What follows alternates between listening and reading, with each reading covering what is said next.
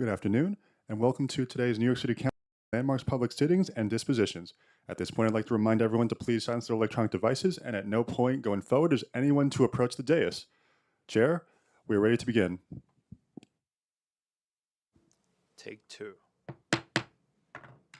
Good afternoon. Welcome to the meeting of the Subcommittee on Landmarks, Public Siting, and Dispositions. I'm Councilmember Christopher Marte, and I'll be the acting chair of the subcommittee today. Before we begin with today's agenda, I will remind everyone that this meeting is being held in a hybrid format. For members of the public who wish to testify remotely, we ask that you first register online, and you may do so now by visiting www.council.nyc.gov/landuse to sign up, and then sign into the Zoom and remain signed in until you have testified. For anyone with us today in person and wishing to testify, if you have not already done so, please see one of our Sergeant of Arms to fill out a speaker's card, and we will call your name at the appropriate time. For anyone wishing to submit written testimony on the items being heard today, we ask that you please send it via email to landuse.testimony@council.nyc.gov, including the LU number and/or the project name in the subject line of your email. Video and audio testimonies will not be accepted. I will remind members of the public that this is a government proceeding and that decorum shall be observed at all times. As such, members of the public shall remain silent unless and until called to testify. The witness table is reserved for people who wish to testify. No video recording or photography is allowed from the witness table. Further, members of the public may not present audio or video recording as testimony, but may submit transcripts of such recording to the sergeant for inclusion in the hearing record. Today we will hold 3 hearings. A joint hearing on the applications by the Landmarks and Preservation Commission for 5 landmark properties in Midtown Manhattan, a joint hearing on the applications by the Department of Parks concerning acquisition authority for parkland in Queens Community District 3 and Brooklyn Community District 5, and an application by HPD concerning Praise Tabernacle, a property located in Queens. We will now hold a public hearing for LU 433, Praise Tabernacle, an application brought by Housing Preservation and Development seeking the designation of an urban development action area and the approval of an urban development action area project to facilitate the conservation of an existing community facility in Speaker Adams District in Queens. Appearing today on this proposal are Kevin Paris, Duncan Miller, and Lamar Bailey. Those wishing to testify remotely must register online by visiting the council website at council.nyc.gov/landuse. Panelists, please ensure that your microphones are on, which is indicated by the light. Council, would you please administer the affirmation? Panelists, would you please raise your right hand and state your name for the record? Duncan Miller. Lamont Bailey. Do you affirm to tell the truth, the whole truth, and nothing but the truth in your testimony before the subcommittee and in answer to all council member questions? Yes. Yes. Thank you, applicant panelists. For the viewing public, if you need an accessible version of this presentation, please send an email request to landuse.testimony@council.nyc.gov. And now applicants team may begin. Before we begin, I want to recognize Councilmember Salam. You guys can proceed. Thank you very much, Councilmember. My name is Duncan Miller. I'm with HPD, and I'm here to present on Praise Tabernacle.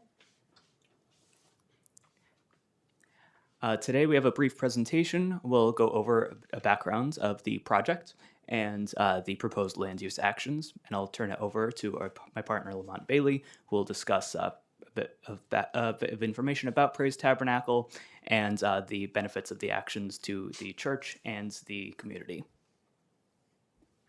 Next slide, please. So the Praise Tabernacle Church is located in Jamaica, Queens, at the corner of Sutphin Boulevard and 108th Avenue.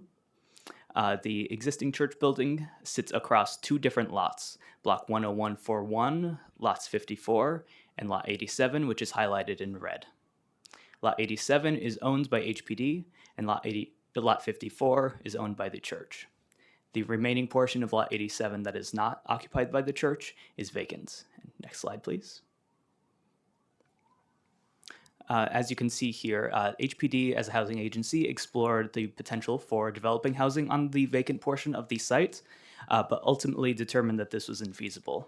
As you can see in the image, the vacant portion is very narrow. There's only around 30 feet between the existing church building and the property line, which is demarcated by the fence. Due to rear and side yard zoning requirements and the existing rear and basement entrances to the church building, ultimately housing is infeasible. And so because of this, HPD is seeking to convey Lot 87 to conserve the existing community facility use. Next slide, please. For a bit of background as to how this lot came to be in this condition today, in 1940, the existing church building was constructed and sat across lots 54 and the previous lot 79, which is outlined in blue. Fast forward to 1984, the city acquired lot 79 in Rem due to back taxes, and this lot was included in the South Jamaica Urban Renewal Plan, Second Amendment, and subsequently subdivided into lots 79, 80, 83, 85, and 87. Most of these lots, aside from lot 87, were conveyed and redeveloped as new homes. And lot 87 today remains in HPD ownership and undeveloped, of course, aside from the portion occupied by the church. Next slide, please. And so HPD is seeking the designation of an urban development action area and the approval of an urban development action area project. Next slide. I will now turn it over to my partner, Lamont Bailey, who will discuss Praise Tabernacle. Good afternoon. Next slide, please. I can't really sense. I'll this way. Praise Tabernacle was established in 1979. It's a independent church. It meets weekly, has weekly services as well as midweek services as well. Its community services include after-school care, a youth program, Overcomers Fellowship, and events such as weddings and funerals. It also has a school of urban ministry. Praise Tabernacle is not only inward, but is outward and serves the community. Many community organizations use the hall to have their meetings. Non-members can have funerals when their churches or the locations are too small for a funeral, and the same thing for weddings and weddings receptions. And community organizations also meet at the church. That's how Praise Tabernacle not only supports its own members, but supports the community.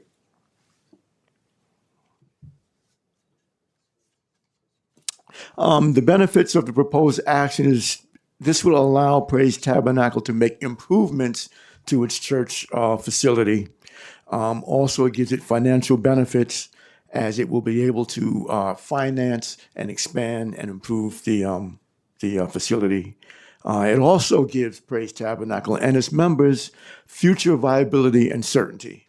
Not having ownership of a part of the church edifice is a problem for the congregation.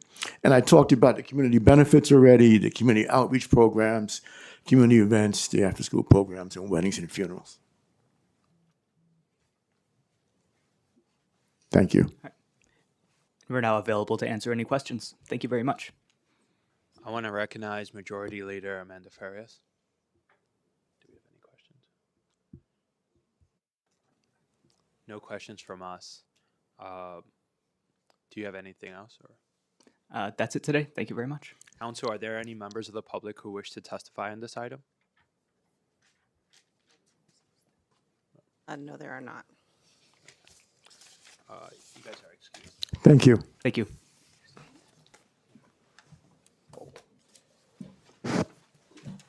There being no other members. There being no other members of the public who wish to testify regarding the public hearing on LU 433 for Praise Tabernacle, the public hearing is now closed and the item is laid over.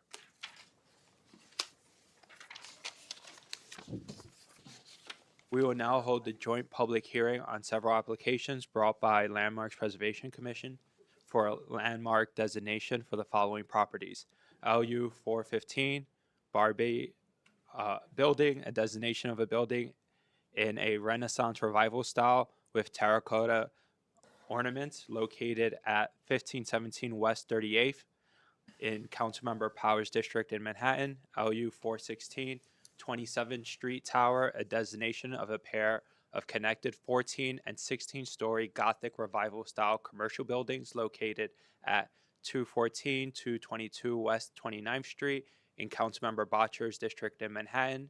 LU 417 Fashion Tower, a designation of the 20-story garment industry showroom and the office building displaying Renaissance Revival and Art Deco style elements located at 135 West 36th Street in Councilmember Botcher's District in Manhattan. LU 418 Furcraft Building, a designation of a building with neoclassical designs and prominent Fox sculptures located at 242, 246 West 30th Street in Councilmember Botcher's District in Manhattan. LU 419 Left Court Clothing Center, a 27-story Art Deco loft building located at 275 7th Avenue in Councilmember Botcher's District in Manhattan. These properties all have connections to the garment district and the city's history in fashion and garment industry. Appearing today on this proposals on behalf of the city's Department of Landmarks Preservation Commission are Stephen Thompson and Margaret Herman. Those wishing to testify remotely must register online by visiting council website at council.nyc.gov/land use. Panelists, please ensure that your microphones are on, which is indicated by the light. Council, please administer the affirmation. Panelists, would you please raise your right hand and state your names for the record? Margaret Herman. Stephen Thompson. Do you affirm to tell the truth, the whole truth, and nothing but the truth in your testimony before the subcommittee and in answer to all council member questions? I do. I do. Thank you, applicant. You guys may proceed. Good afternoon. My name is Margaret Herman, Director of Research at the Landmarks Preservation Commission. Thank you for the opportunity to present our recent individual landmark designations in Midtown South. On August 12th, 2025, next slide, please. Sorry. On August 12th, 2025, the New York City Landmarks Preservation Commission voted to designate 5 buildings in Midtown South Manhattan as individual landmarks: the Barbie Building, Fashion Tower, the Furcraft Building, 29th Street Towers, and the Left Court Clothing Center. These buildings were identified as part of LPC's Midtown South Initiative, a comprehensive study of LPC's work in the neighborhood that began in 2023 in coordination with the Department of City Planning's Midtown South Mixed-Use Plan. As part of this initiative, our research staff studied the area's history, previous survey work, and LPC designations, and analyzed the significance and condition of approximately 90 buildings. We then developed a framework to illustrate the area's historic development patterns to identify thematic gaps that could be addressed through new designations. We found that although LPC's previous designations covered a range of historical eras in Midtown South, including the mid-19th century residential period and the neighborhood's history as an entertainment district and business center in the early 20th century, LPC's designations mostly did not include the key period from around 1910 to 1930 when Midtown South transformed into the Garment Center. To address this gap in our designations, LPC's initiative identified 5 potential landmarks that capture this important Garment Center chapter in the neighborhood's history. The buildings are impressive examples of early 20th century commercial architecture designed by some of the city's leading architects, which help to tell the full story of the Garment District's historic development. LPC worked closely with the Department of City Planning, elected officials, and key stakeholders and the community throughout the process, and we met with every property owner, and we were thrilled to designate these 5 buildings in August. Next slide. The Barbie Building at 15 to 17 West 38th Street was built in 1908 to 1909. Designed by an architectural firm of Delano and Aldrich, the Barbie Building was one of the earliest tall loft buildings in Midtown, setting the stage for the development of an entire neighborhood that would become the center for the fashion and garment industries. On May 20th, 2025, the Landmarks Preservation Commission held a public hearing on the proposed designation of the Barbie Building as an individual landmark. Representatives of the Historic Districts Council, New York Landmarks Conservancy, and the Art Deco Society of New York spoke in support of designation. No one spoke in opposition. Next slide. The Barbie Building is located on West 38th Street near 5th Avenue, and the landmark site is the tax lot. Next slide. The building's cladding is dark red brick and terracotta, accenting the facade with stylish classical ornament. A distinctive decorative panel at the top displays the construction date in raised Roman numerals. The building's sophisticated facade design foreshadow later commercial and industrial skyscrapers. Next slide. Over the years, the building housed many kinds of companies, including garment factories, publishing firms, and architectural offices. From 1985 to 2019, the building served as the corporate headquarters for the Lord & Taylor department store located around the corner, and is now home to a variety of commercial tenants. Next slide. The Barbie Building today remains an outstanding example of one of the earliest tall loft buildings constructed in what became the Midtown Garment Center. Next slide. Fashion Tower is a 20-story commercial building in Manhattan's Garment Center, designed by architect Emery Roth and built in 1924 to 1925. The building stands out in the neighborhood for its distinctive blend of medieval, Renaissance, and Art Deco styles, and decoration at the base that expresses the building's connection to the garment industry. On May 20th, 2025, LPC held a public hearing on the proposed designation of Fashion Tower as an individual landmark.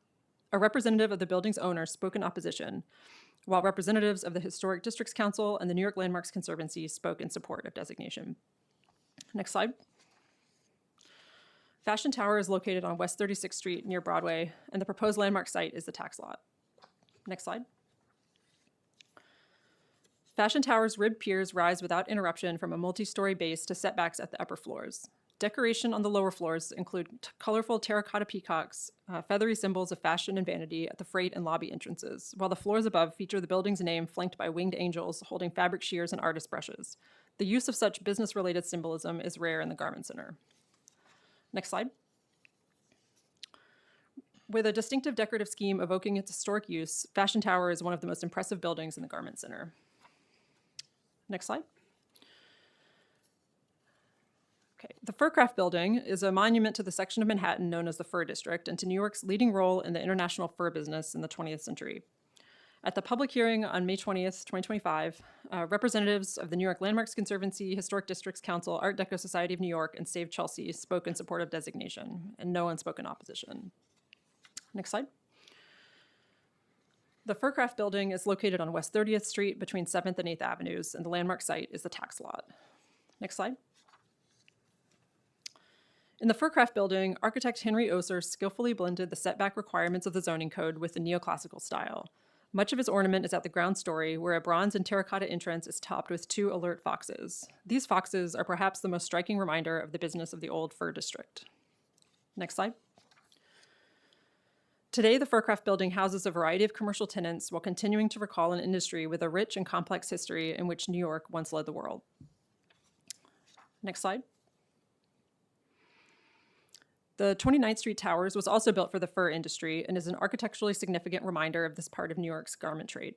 At the public hearing on May 20th, 2025, representatives of the New York Landmarks Conservancy, Historic Districts Council, Art Deco Society of New York, and Save Chelsea spoke in support of designation. No one spoke in opposition.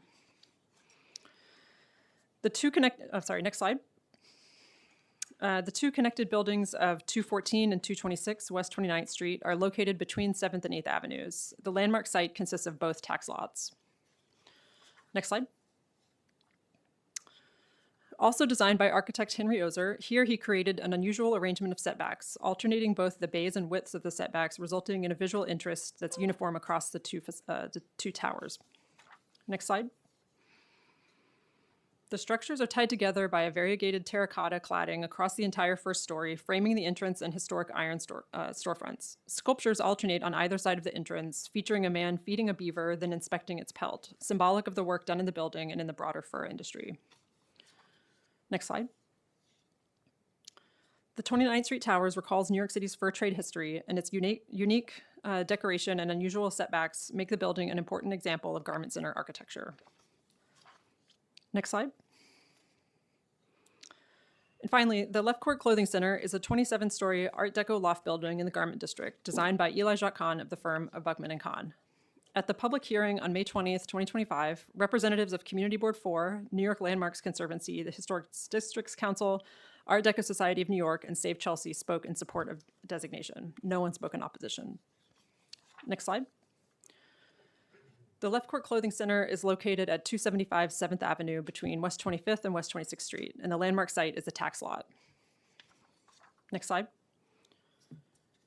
Eli Jacques was a prominent New York City architect working in the Art Deco style. He used patterned brickwork and decorative cast iron window enfraiments in the Left Court Clothing Center to create eye-catching geometric ornament across the facade.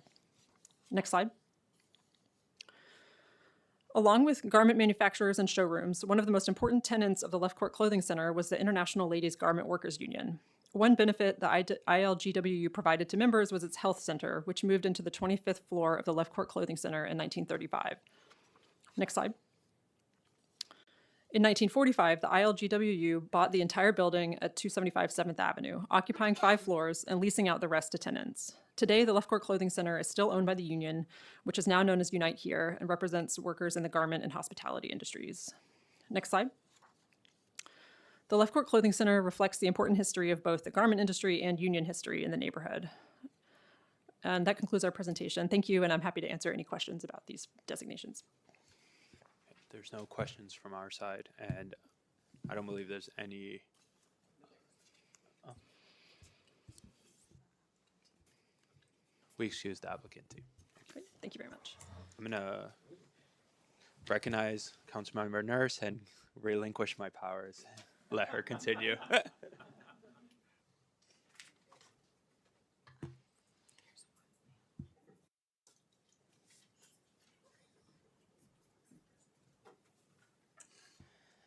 Sorry, we've had musical chairs today. We're going to call up Richard Lobel and Kenneth L.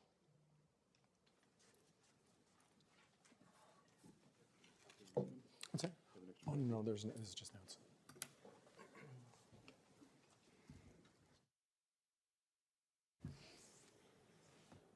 That's your power button when you need to talk. It should be Dan Russo, who said he's in the waiting room. Can I get a cup? Sure.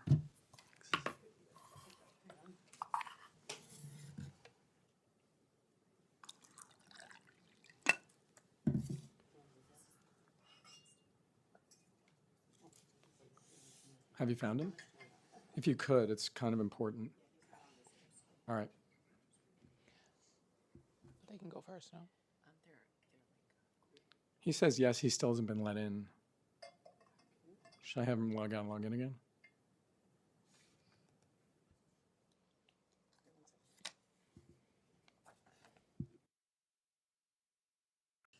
We're still working out this side of the building. Right. The tech's great. He's going to rejoin.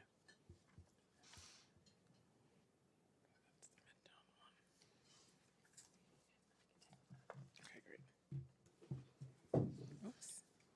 2 minutes or 3 minutes? Two. Two per person. Two per person. 2 per person. Got it. Thank you.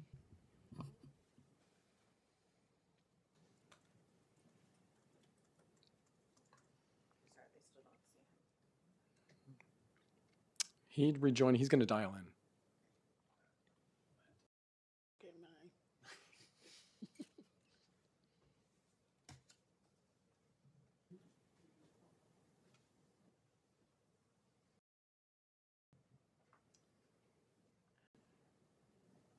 You want me to start? Okay.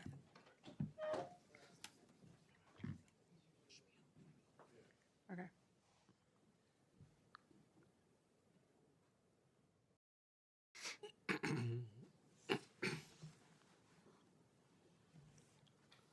Would it help to resend the link to him? Yeah. You will resend the link? I'm pretty sure he's going to make it right now, but why don't you just in case? We're just not seeing him.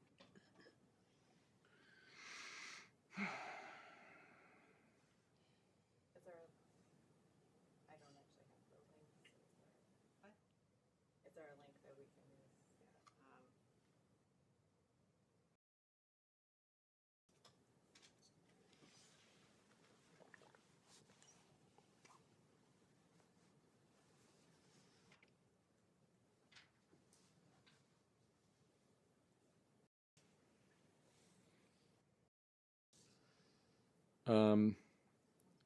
The meeting ID they sent me doesn't exist. It won't connect me by dial-in. I'm in the Zoom waiting room. Maybe you can just call your phone and you can hold it up to the Do that. microphone. Just is it, Technically. or does that not record onto the system?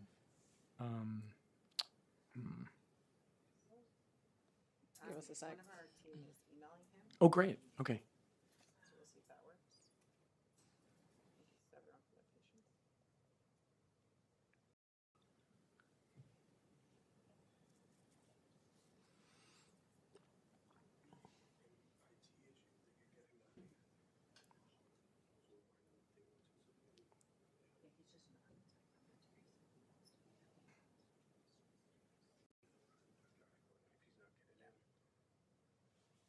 Yeah, I appreciate that. We'll wait like 2 more minutes.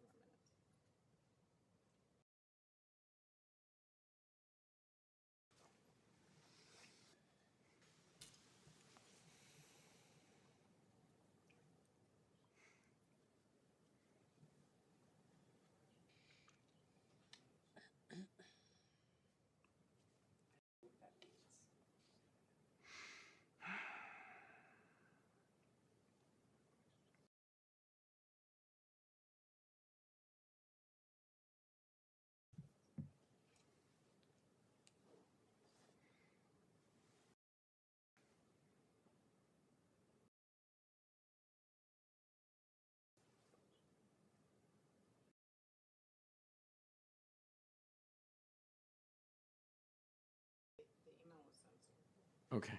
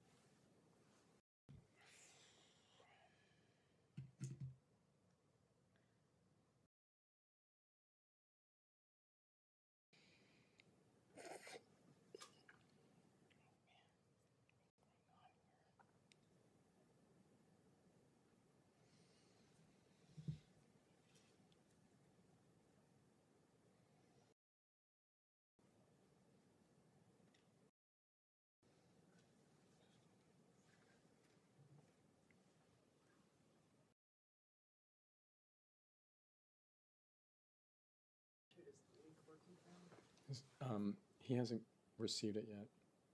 Oh, here we go. The meeting ID doesn't work. The link's bad.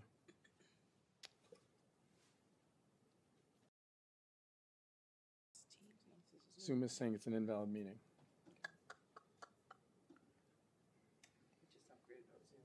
Oh. The new email I got from Nicole Sandy. Nicholas Sandy. Sandy Nicholas. That's okay. Okay, good. That's like what?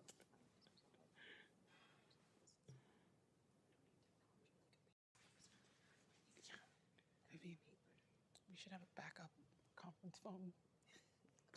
Conference phone right on the table. I can't even dial set. So, I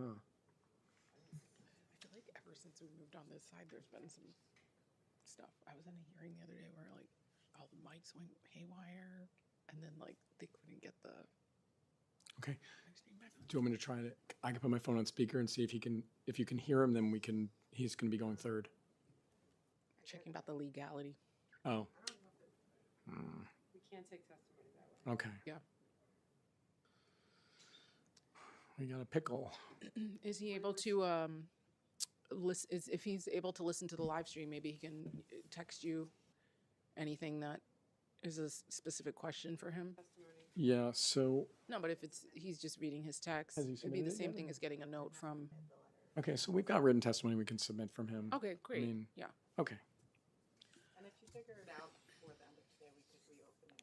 Oh, great. Okay. Okay. Okay. So we can begin. Who's first? You. Okay, thanks. If you want to let me know when to start. Good afternoon, Richard Lobel of Sheldon Lobel. I'm here on behalf of 135 West 36th Street. And very briefly, with regards to the 5 matters that are before the council today, 4 of those had no opposition. We do present opposition here, and there's very good reasons, and Ken's going to talk about his family, their history in the Garment Center, their ownership of this building for decades. But basically, there's a few discrete points we would make as far as why we really strongly contest the landmarking here. The first is that it conflicts with very important citywide priorities. The Midtown South rezoning, which was approved in August 2025, one of the goals of that was to produce housing and, importantly, affordability. We have a building here which is ready to be converted to housing, specifically over 120 units of market rate housing, or of housing generally, and over 30 units of affordable housing. Very real goals, and Dan Ruzzo's testimony will support that this would make it increasingly difficult to do so. The second is the weak architectural case posed by landmarks, which is basically that this is a valuable Emery Roth building. This building was not even cited in the most recent Architects Institute of America guide in citing Emery Roth's work within the city. They cited 40 of his works. This one was not even included. It just doesn't have the architectural import. Third, the facade here that is described by landmarks as being eye-catching, and the peacocks which were called out, those were the result of Ken's hard work on the building in 2015. Without any type of input from landmarks whatsoever, he basically spent the time and care to restore that facade. In fact, the peacocks that are cited in the report are not even 30 years old, which is a requirement for landmarking. And briefly, the last 2 points is that Ken has been a responsible owner, as he will tell you. There is no need to landmark this building. And finally, that the building itself is overbuilt. The overbuilt condition is by 25,000 square feet. He can't demolish this building, nor would he want to. This building has an important history in his family, and it's something that he wishes to preserve. And indeed, when nobody was watching, he did so. So with that, I would ask that the chair and the committee strongly consider this as being the only landmarked issue today which did not receive building-specific testimony in favor. Thank you. Good afternoon, Chair and members of the subcommittee. Thank you for the opportunity to present. My name is Kenneth Lee. My family has owned the building since 2002. My family's history is interwoven with that of the Garment District. We moved here in 1975, like thousands of other immigrants, and we made it from basically nothing. In 2002, we bought the building. Since 1981, our family has operated a garment and fashion business in New York City, and that building has served as our headquarters for our business. We oppose the landmark designation of the building. When we purchased the building, its original ground floor had been completely stripped away. In 2012, I studied urban studies at Brown, and I dug up the original drawings myself, and me and my friend, we restored the original kind of 1920s building. The original terracotta peacocks, which they cited, I bought them myself and then restored it to its original building. My goal then, as it is now, is to celebrate the fashion district while maintaining the economic viability of a building that has been so meaningful to my family's story. The fact is, like many buildings in the Garment District, our building is no longer a bustling manufacturing hub. Midtown South rezoning provides an opportunity for this building, which is not profitable right now, to respond to market forces and deliver needed housing. The landmark designation came at the exact same time as Midtown South rezoning, which I've been waiting for 10 years. As the committee likely knows, this conversion of commercial buildings to residential is challenging. Our building is overbuilt, so it's in no danger of demolition, and we'd reallocate a significant amount of floor area to comply with the rear yard requirements. However, this LPC designation makes it 30% more expensive to make this building into residential, which would make it impossible for a family-owned company like myself to even do this, creating more housing for the city. While I appreciate the city's recognition of our facade restoration, which I did myself, I can't help but feel as though my family is now being punished for doing the right thing for our building and our community, as well as being an original, or not an original, but a garment fashion district family that has been there for over 20 years. I have a couple questions, and sorry I wasn't here earlier. I am on this committee, but I had a bill in another hearing. And I missed their testimony. You're saying that the designation would increase the cost by 30%. of renovating or doing the conversion. Yeah. Have you started a process of assessing that? Yeah, we have an architect, And and what we is have that 30% differential? a lot of time, and then there needs to be a 5 yard setback, and then there are currently, since it touches the facade, since the LPC designation will make facade, it will make getting approval for that facade pretty much impossible. And then there's a lot of additional time. I think another 12 to 14 months is what Dan, the architect on the Zoom, kind of calculated for us. Yeah. Oh, okay. Dan, do you want to chime in with some testimony? Sure. Hello, Council. Thank you for your time today. Regarding Hold the on 1 cost, second. I want to make sure the audio is working well. I know my mic is on. can the committee? Oh, can- okay. Okay, go Can ahead. the committee hear me? Oh, all right. Thank you everyone for your time today. Regarding cost basis and how that analysis arises, under a designation, we'll obviously assume that this project will be a commission level approval. We'll have obviously the public hearing components. We were looking to go in and file and begin the work product almost immediately. Once we do that, that would probably put us at a filing with landmarks just before summer, and getting into the DOB equally just before summer. We tend to do both filings simultaneously, as the two want to run hand in hand. When filing with landmarks, there tends to be a delay, typically through the summer period, in order to obtain any type of a commission approval. We expect that there's going to be a delay there. That's been our experience over multiple years in dealing with the LPC and in terms of our filings with the LPC. So we'll have a delay there. On top of that, the commission level approval will require a mock-up. We'll have to do a mock-up of the relocated floor area. City of Yes has been great, and it's really going to help this district tremendously, and many districts throughout the city that are looking to do a conversion of this type. And it has relaxed the regulations, but we still have to make the building comply with light and air, whereas it previously would not have. A residential just requires a light and air, especially on the rear facade once that is programmed. So we would have to remove a minimum of 5 feet, and more precisely, probably closer to 10 feet off the rear of the building. That floor area would then be relocated to the top of the building, as it is overbuilt, and we are allowed to maintain it as long as we do it under the same application. And we would need to maintain it in order for the metrics of the project to work under an adaptive reuse. Once that floor area is relocated, we need to do a mock-up with the landmarks to show them sight lines. The mock-up is done in a temporary construction that would just identify what the proposed new bulk of the building would be. That would be subject to the commission's approval and review as to whether they will accept the new bulk. So that raises a specter of uncertainty on whether the relocated floor area will be accepted. It also raises the issue of time. We equate a landmarks process for approval to an increase in approval time of roughly 8 months, and even as much as 1 year in order to obtain the approval. And then a lender looks at it as an additional risk, an additional unknown that they don't know, as it is a discretionary approval, and there's no way we can say whether or not it would be accepted for the project.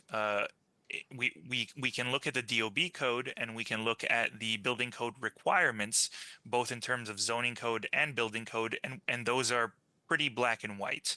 The designation process, again, just raises the concern that it is a discretionary process, and now we're discussing whether or not the new construction would make sense, whether it fits within the existing, et cetera, et cetera.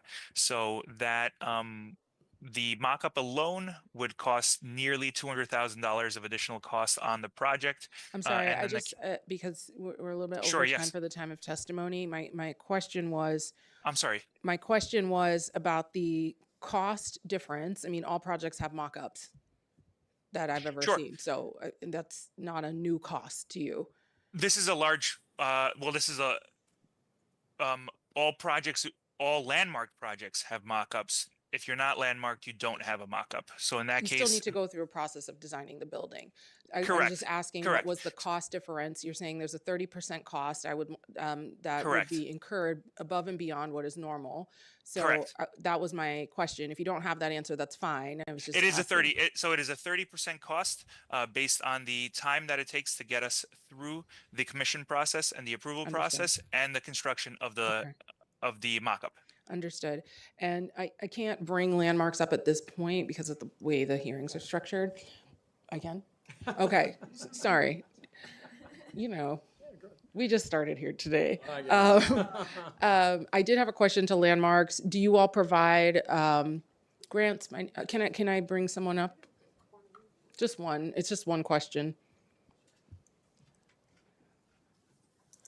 Or I'm not going to badger. I just was curious if you all have financial assistance or grant programs for the extraordinary additional costs that construction in a landmarks building provides.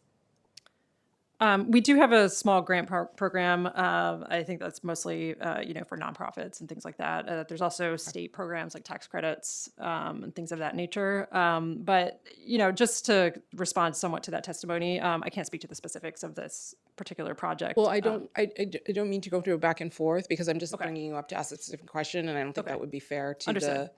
But if I would request in the follow-up if you could provide any financial assistance or any type of financial relief that could be available to the owner or the developer in this process.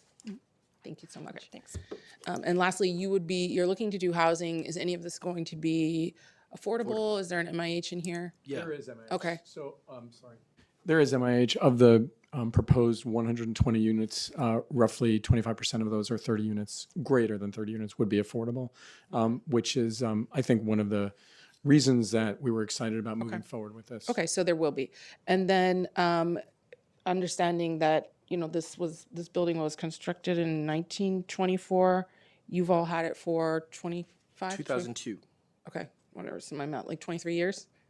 Oh, man. That's why I was afraid to say it out loud. I was like, I don't want to look. 5. Okay, so, I think, look, I know there are neighborhoods clamoring to get landmark status for some of their beautiful buildings. These buildings are important to the history of New York City. I understand what you're laying out here. But I definitely want to make sure we have an understanding of what is available to you to help with the cost of that. I understand the timeline makes it more costly because you have to pay people for a longer amount of time. But hopefully we can get that follow-up, which I think would just be helpful for consideration. Just as a final point, I grew up my whole life in fashion. My aunties are all sewing workers from Chinatown, from the garment district. We've restored that building to the fashion character it is. It will never go away as I own the building. Do you have plans, and maybe your architect can answer this? I know I have a building in my district that they preserved the front facade and still were able to put, like the modern, ugly looking, fast going up towers behind it. But do you have plans in that? It's already overbuilt, so we wouldn't touch any of the front. It's already, if you touch it, you can't build it. Okay, understood. Okay, I don't have any further questions unless there were questions the other chair had. Okay, well, being that there's no one else, thank you so much for your testimony. Thank you, Chair. There are no other members of the public who wish to testify regarding this joint public hearing on land use item 415 through 419 for the landmark designation of Barbie Building, 29th Street Towers, Fashion Tower, Furcraft Building, and La Court Clothing Center. The public hearing is now closed and the items are laid over. Thank you so much.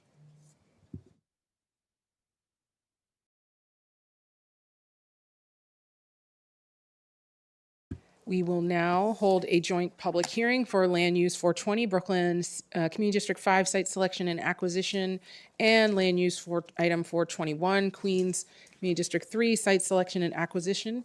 These applications are brought by the Department of Parks and Recreation along with DCAS for approval of city acquisition and site selection of privately owned properties for future park development in Brooklyn Community District 5 and in Queens Community District 3. These proposals seek to create new parkland to increase access to open space, resources for neighborhoods located in my district, as well as Councilmember Banks in Brooklyn and Councilmembers Caban, Krishnan, and Moya's district in Queens. Appearing today in this panel are Colleen Alderson, Elizabeth Ernish, and Matt Drury. Those wishing to testify remotely must register online by visiting the council's website at council.nyc.gov/land-use. Panelists, please ensure that your microphone is on, which is indicated by the light. Council, would you please administer the affirmation? Panelists, would you please raise your right hand and state your names for the record? Colleen Alderson. Elizabeth Ernish. Matt Drury. And do you affirm to tell the truth, the whole truth, and nothing but the truth in your testimony before this subcommittee and in answer to all council member questions? I do. I do. I do. Thank you. You may proceed. Good afternoon, Chair Nurse and members of the subcommittee. My name is Colleen Alderson. I'm the Chief of Parklands and Real Estate, part of the Environment and Planning Division at New York City Parks. I'm joined by my colleague Elizabeth Ernish, a project administrator for the planning unit, and also Matt Drury, the Director of Government Relations for New York City Parks. Next slide. I'm here to present to the committee parks applications to site select and acquire parcels for future park development in Brooklyn Community District 5 and Queens Community District 3. New York City Parks is the applicant with DCAS as the co-applicant. These applications are part of an effort to address some of the most underserved neighborhoods in the city in terms of public open space. Next slide. As we are all aware, parks are critical infrastructure for urban areas. Beyond places to rest and recreate, parks provide necessary space for social connections, environmental benefits like cleaner air and resilience to climate-related disasters, physical and mental health benefits for New York City residents. These factors inform parks pursuing a new strategy to realize new parks in underserved communities. Next slide. Many citywide plans and policies advocate for the importance and creation of new parks, particularly in underserved areas. One NYC set the goal of 85% of New Yorkers living within a walk to a park by 2030. The Mayor's Office Get Stuff Built report contained a specific initiative encouraging New York City parks to pursue a new type of ULURP authorization for land acquisition using criteria-based triggers. Next slide. Regarding the One NYC goal of 85% of New Yorkers living within a walk to a park by 2030, we're currently at 84.2%, which sounds healthy, but that means that there are still 1.4 million New Yorkers in gap areas, those areas in red on the citywide map. These are New Yorkers not in a walking distance to a public open space. A park in an appropriate walking distance from where people live is a key indicator in determining if people are accessing a park for all the benefits they provide. We also believe this focused effort will help address the availability of parkland within densely populated areas that may not have a walk to a park gap area, but address the downward trend of the city's median open space ratio. The open space ratio, it's a measure of how much open space per 1,000 residents, is at a citywide median of 1.14, while in 2017 it was 1.4 and higher years prior. Next slide. Vital Parks for All is Parks' current focused effort to improve the quality of our parks network throughout the city. It is an investment strategy that provides transparency through a mapping tool and assesses the quality and quantity of existing park resources to determine where the agency should direct its funding and resources. Next slide.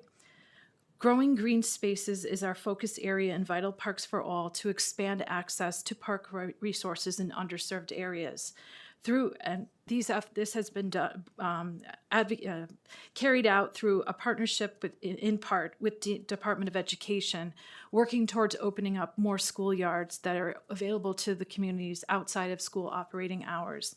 We've also partnered with NYCHA to create new public access areas on campuses targeting underserved areas. 3 have been completed in Queens and 1 in Brooklyn. Next slide. Despite these initiatives to expand park access and the extent of New Yorkers beyond a walking distance to a park, we still face significant hurdles to creating needed public open space. One of the most significant challenges we face is the length of the ULURP process, which is around 2 to 3 years from the onset of identifying of potential properties for park development to the actual closing of the contract of acquiring the property from a seller. This ULURP effort aims to assist in the city's acquisition approval process in the context of limited vacant available land, property owners not being aware the city is interested and serious about acquiring land for parks, that long-term line that I spoke about, and also the inability to negotiate with property owner before ULURP approval. Most sellers are not willing to wait the time it takes to get through ULURP to start to negotiate. Next slide. The neighborhood scale ULURP project was prompted by that Get Stuff Built initiative that I mentioned earlier. This project aims to provide the required acquisition land use approval for a number of pre-identified sites suitable for parkland development and enable us to enter directly into negotiations with willing sellers. Having ULURP approval in hand, we can shorten the acquisition process to realize new parks for underserved communities. I'm going to now turn it over to Elizabeth Ernish to go over the details of the applications. Thank you. Slide, please. In discussions with the Department of City Planning, we decided the community district would be the most appropriate scale for identifying the most underserved areas of the city. We developed two primary criteria to identify which community districts to include in this project. We looked at the walk to park analysis, that a community district must have more than 15,000 people living in a walk to park gap per square mile. And then secondly, we looked at districts where the open space ratio is below 1.3 or the poverty rate is higher than the city average of 17.9. Based on this criteria, we identified 19 community districts. Slide, please. In Queens Community District 3, over 50,000 residents are in underserved areas, and the open space ratio is low at 0.91, and poverty is at 22.3. In Brooklyn's Community District 5, over 25,000 residents are in underserved areas, and the poverty rate meets the criteria at 27.7. Slide, please. Both additional community district context. Both districts have parks with limited operating hours, such as schoolyards and community gardens, which aren't accessible throughout the day. Also, the recent community need statements for both districts requested more parks and recreational spaces. In Queens Community District 3, parks can help mitigate flooding in these neighborhoods and reduce harmful air pollutants, especially along traffic-heavy avenues such as Northern Boulevard. In Brooklyn Community District 5, there's been ongoing development following the East New York rezoning approved in 2016, with about 4,000 more housing units currently underway. Slide, please. Now that we've identified the districts for our ULURPs, we developed a criteria for identifying potential sites for the parkland development. Privately owned Pluto Land Use Code 11, vacant. Lots at least 5,000 square feet or an assemblage of multiple lots equaling 5,000 square feet. A viable site for park development. No active DOB permits indicating development and construction. And in the lower right, you can see this is an example of such a site in Community District 5. Slide, please. This is a map of the primary sites in Brooklyn Community District 5, and based on our criteria, there are 7. Slide. This is an example of a vacant site in Community District 5, which is surrounded by housing development. Slide. Here's another example of a vacant site in the Jewel Street neighborhood plan, also in Community District 5. Slide. This map depicts the location of primary sites through Queens Community District 3. And as you can see, there are only 5 primary sites. Slide. Here's an example of one of those sites. It's a vacant lot on 97th Street. Slide. This is St. Mark's Church site. A portion of that lot currently operates as a playground, and we're very interested in acquiring it. There's also a lot of community support for this site, as you can see by the community board's recommendation. Slide. However, given these criteria, we're left with relatively few primary sites. To expand our options, we developed a secondary site criteria. The main difference between the primary and secondary sites is that secondary sites are not vacant. They are built up to less than 50% of their maximum allowable floor area ratio. We also limit them to walk-to-park gap areas to directly address the need for parklands.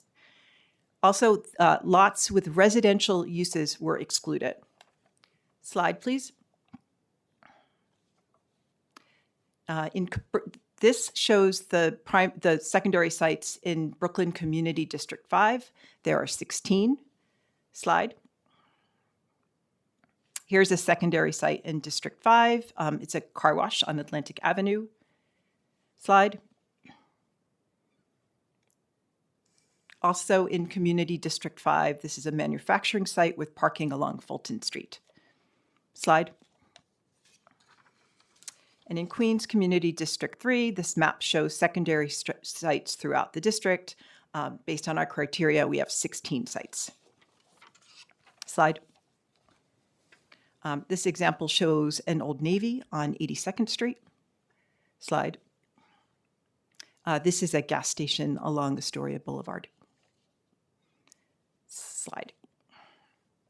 This slide summarizes the total number of sites that met our criteria. In Brooklyn Community District 5, we have 23 sites, and in Queens Community District 3, we have 21 sites. We do not intend to acquire each of these sites. Just want to provide options should the opportunities arise in the future. Slide. We also wanted to flag that in coordination with the Department of City Planning, we developed a sunset clause of 10 years following the approval date of this ULURP application. That means that the application will expire after the 10-year period, after which parks may choose to submit a new application. Slide. We're happy to answer any questions. Thank you for that presentation. I just have a couple questions. No, I just have a couple questions. Could you talk a little bit about the process for engaging owners of the sites? Sure. We're required through the ULURP process to send letters to each of the owners explaining them when there were hearings for along the ULURP process. Some owners did reach out with a variety of questions. They've never worked with the city selling property, didn't know what a ULURP meant, so basic things like that. Some property owners explaining they might have different plans, saying not at this time. So it did trigger some feedback from the owners over the last few months.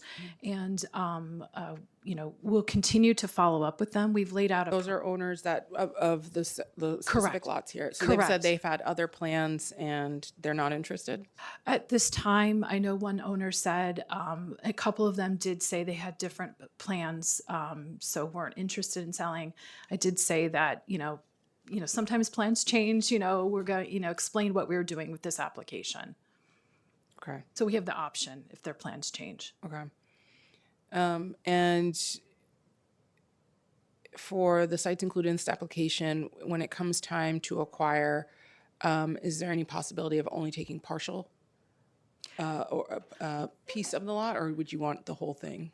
It depends on the site. Some sites are very small. We've set forth a minimum 5,000 square feet. So for the larger sites that might be 20,000 square feet, we would be open if they are interested in selling a portion of their site. The St. Mark's property is specifically in the application only for a portion of the site. So we're open to that. 5,000 square feet is our minimum and required as part of the ULURP meeting the criteria. Yeah. Okay, some of the slides that were in Community District 5 in Brooklyn, I know one of them is literally right behind my office, the car wash. That car wash is pretty new, I believe.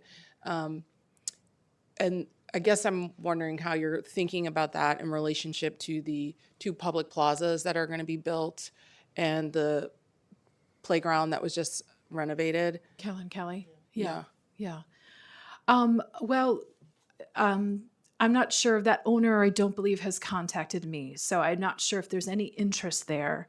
And I don't know if you want to speak to the other nearby plaza projects, but if a property owner is not interested, we're not looking to pursue it. We are one requirement, City Planning Commission, should the ULURP application be approved, we will be sending letters again to the owners explaining that we have approval to please be in contact if they're interested. Yeah. I think beyond a letter, I mean, I'm familiar with the plaza project, so I don't need any explanation on it. I'm just saying it seems pretty in close proximity. Sure. So doesn't, in my mind, I'm like, just because I walk there all the time to Broadway Junction, like it's very close. Understood. I guess besides just a letter, I feel like a phone call or in-person touch would be important. Sure. Given how big that kind of decision is.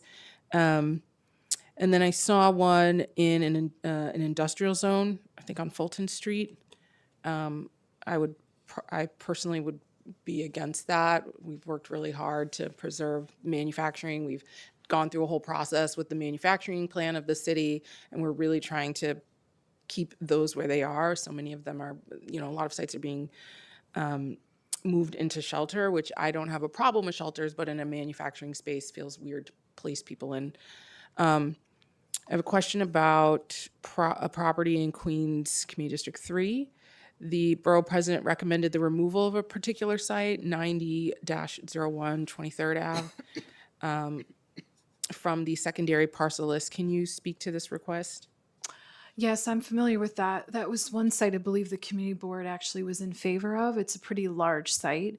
I believe the owner does have different plans, and I think perhaps that was communicated, and that's why the borough president was speaking on that owner's behalf. The City Planning Commission did not reject that site in their review, so I'll just say that. But again, from my conversation at this time, the owner wasn't interested, and we've been specifically charged to looking for willing sellers. So we didn't remove it from our application. Okay. And so what does that mean if you don't remove it from the application, if they're not a willing seller, just for the record? Does that mean this gets approved and that is now? Well, sometimes people change their plans. So just having the approval, at least we have that in place and we don't have to go through ULURP again. Okay. Kind of thing. So I think that's the idea there. Okay, I appreciate it. I know I've been briefed on this before by parks. It feels like a decade ago. Sure, understood. Right now, Understood. I apologize. I'm trying to keep it all present. Last question about a Brooklyn Community District 5. There is a property, 1091 Loring Ave, which was included as a secondary site.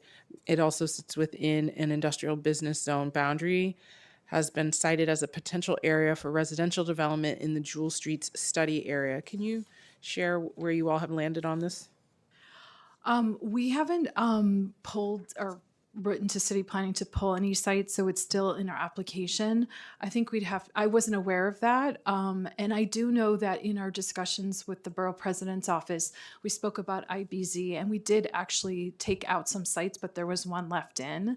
I'm happy to follow up on this one, but if they have other plans, we wouldn't be pursuing it. Right. Okay. Those are my only questions. My comment is that, we're always, I appreciate the overall effort to add more parks to the city. We love parks. I think it's the challenge of the maintenance and enforcement in the parks that remains a chronic challenge for at least all my colleagues in Brooklyn, I'm sure in other parts of the city. And I just hope that something like this comes with more resources so that we don't have to call you guys screaming all the time. Okay. Thank you so much for your testimony. You are dismissed. Thank you. And I don't believe we have anyone. There is no one. There is no testifying. Okay. As there is no one available or interested in testifying regarding this joint public hearing on land use item 420 and land use item 421, the public hearing is now closed and this item is laid over. That concludes today's business. I would like to thank the members of the public, my colleagues, subcommittee council, land use staff, and the Sergeant at Arms for your participation. This meeting is hereby adjourned.